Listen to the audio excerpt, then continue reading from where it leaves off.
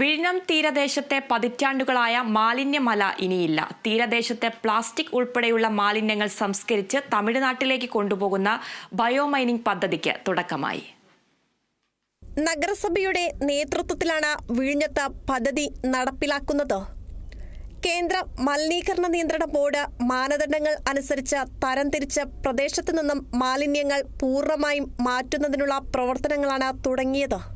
വിവിധ കേന്ദ്രങ്ങളിലായി നിക്ഷേപിക്കപ്പെട്ടിട്ടുള്ള 10,000-ഓളം cubic metre മാലിന്യമാണ് biomining പ്രക്രിയയിലൂടെ ഒഴിവാക്കുന്നത്.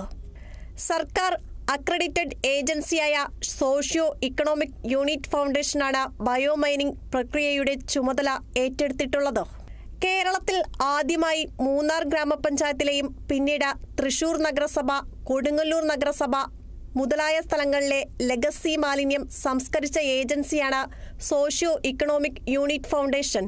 തരംതിരിച്ച മാലിന്യങ്ങളിൽ നിന്നും ജ്വലനശേഷിയുള്ള ഇനങ്ങളെ RTF ആക്കി മാറ്റി തമിഴ്നാട്ടിലെ സിമന്റ് കമ്പനികളുടെ ചൂളകളിൽ ഇന്ധനമായി ഉപയോഗിക്കുന്ന രീതിയിൽ സംസ്കരിക്കുന്നതാണ് പദ്ധതി.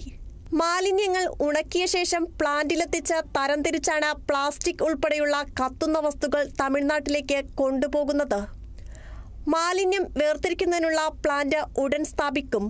Kerala vision news, Thiruvananthapuram.